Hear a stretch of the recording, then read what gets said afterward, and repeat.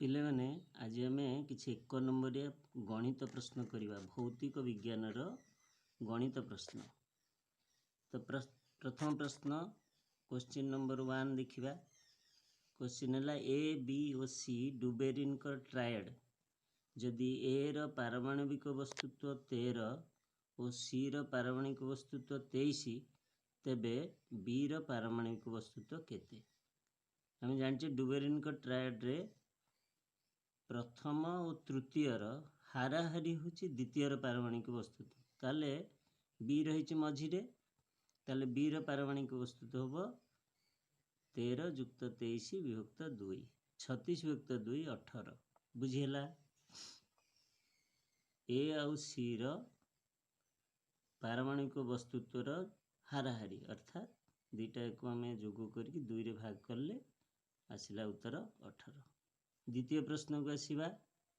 2 number प्रश्न गोटे वर्तुलाकार दर्पणर वक्रता व्यासार्ध 17 सेंटीमीटर हेले ताहार फोकस दूरता केते। आम जानिचे R = 2F वक्रता व्यासार्ध समान फोकस दूरतार 2 गुण। ताले फोकस दूरता हम वक्रता व्यासार्ध बाई 2 17 + 2 8.5 सेंटीमीटर। बुझेला। वर्तमान तृतीय प्रश्न को आसवा।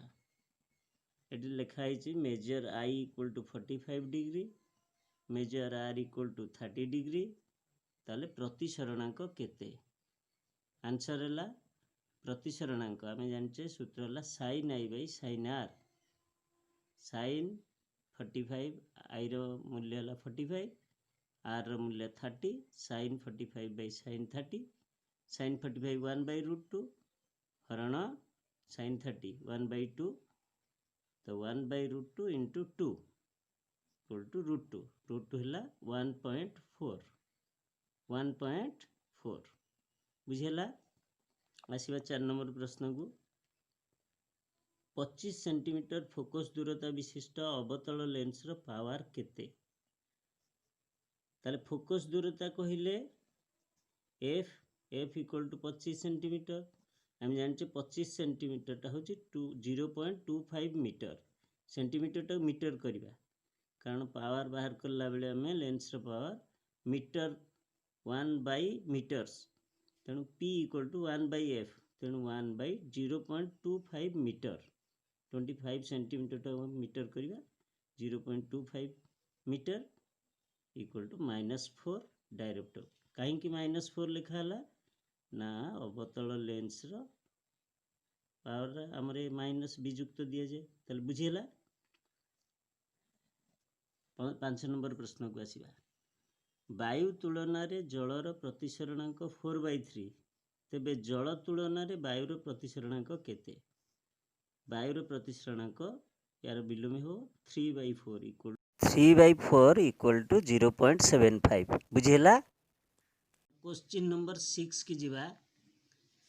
क्वेश्चन नंबर 6 रे 1 मिनिट रे केते परिमाण चार्ज प्रवाहित हेले विद्युत स्रोतर परिमाण 5 एम्पियर हेबो।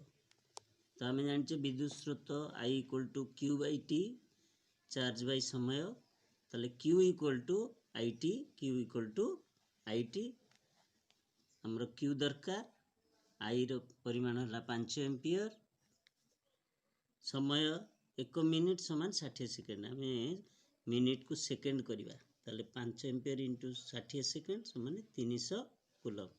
बुझेला। परवर्ती प्रश्न को आसवा। क्वेश्चन नंबर 7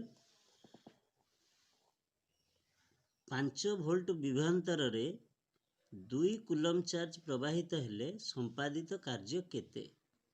आंसर होची कार्य W = VQ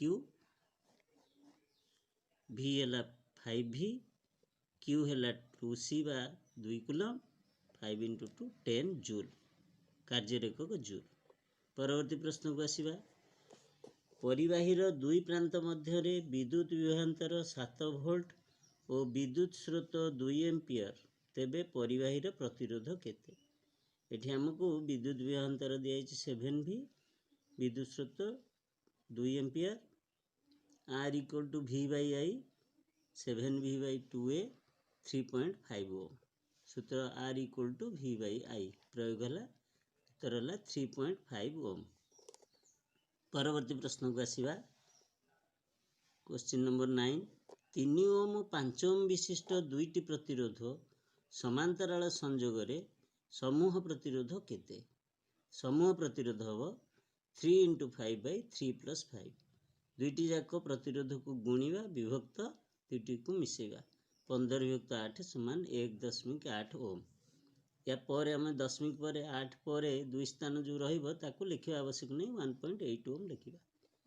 परवर्ती प्रश्न को आसीबा। क्वेश्चन नंबर 10, गोटे विद्युत मोटर 220 वोल्ट विद्युत लाइन रु 5 एम्पियर विद्युत स्रोत निए, ताले मोटर पावर केते?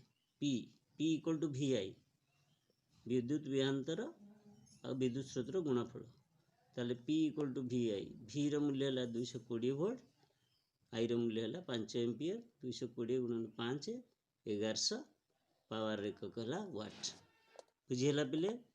आमे जदि ये वीडियो टी को भल लगिला ताले परवर्ती पाठ पई आमे वीडियो को सब्सक्राइब करिबा, लाइक करिबा, शेयर करिबा। धन्यवाद।